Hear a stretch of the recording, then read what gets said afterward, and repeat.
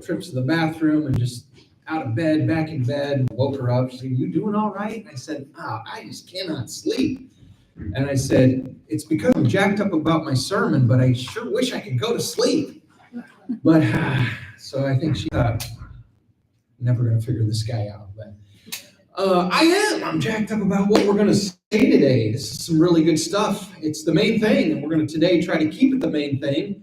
And from here on out, we should try to keep it the main thing. So it's pretty neat to think about, as we sang all this morning, just Jesus. Now, I know you come to church and you hear about Jesus, but I think we'll shed some new light on him today, just like those lights shed some new light on me just a second ago. See, I got all the props working today, right? So I think this Sunday was meant to be. I think Jesus wants to get communicated through his church how important he is so that we get that right. And I think when we find out fully about Jesus, it ought to wake us up at night sometimes.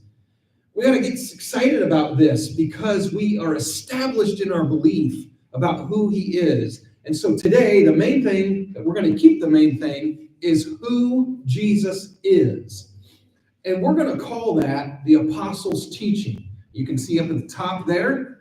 This has been our theme verse for the whole month. They devoted themselves, this is the early church, to the Apostles' teaching, to the fellowship, to the breaking of bread, and to prayer. And we have covered the breaking of bread 2 weeks ago. Last week we covered fellowship, and we all got together at the bowling alley for some fun fellowship. Today, the Apostles' Teaching. That's what we're going to study today. Now, isn't that just the Bible, Pastor? Well, yeah, it is. But we talk about how they devoted themselves to it. That's the important thing. Today, obviously, we're going to challenge you to devote yourself to it as well. But let's get going here because I got a lot of ground to cover and not too much time to get there, all right? Number one massive human frailty. We surrender to pressure over our principles. This is what we do. You think back to 7th grade when you had this thing called peer pressure. It's pretty tough to stand up to that, isn't it? You got sophomores and seniors, and they're really cool, and you're going to do whatever they say, right? Or 8th graders, right? When you're a 7th grader. So this is our lot in life, I guess, but we got to overcome that. I'm going to just read this, Genesis 3. You know this now. The serpent was more crafty than all of the wild animals the Lord God had made. He said to the woman, "Did God really say you must not eat from any tree in the garden?" Did you hear that? Did God really say? Come on now. We saw in creation, Genesis chapter 1, and God said, and God said, and God said, and God said.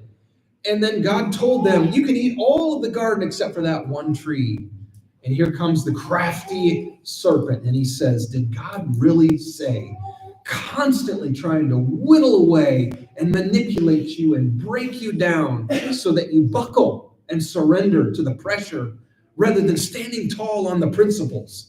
That's why we got to devote ourselves to the Apostles' teaching. It's the plumb line. When you're setting up a brick wall, you get to putting bricks up, you might get off a little bit, or you might get a little sideways, so you need a plumb line to stay straight. That's what the Apostles' teaching is. Did God really say? And the woman said, we may eat fruit from all the trees of the garden, but God did say you must not eat fruit from the tree that is in the middle of the garden, and you must not touch it or you will die. Here's why God said that. You're not going to die. Here's why God said that. God knows that when you eat from that tree, your eyes will be open. You'll be like him.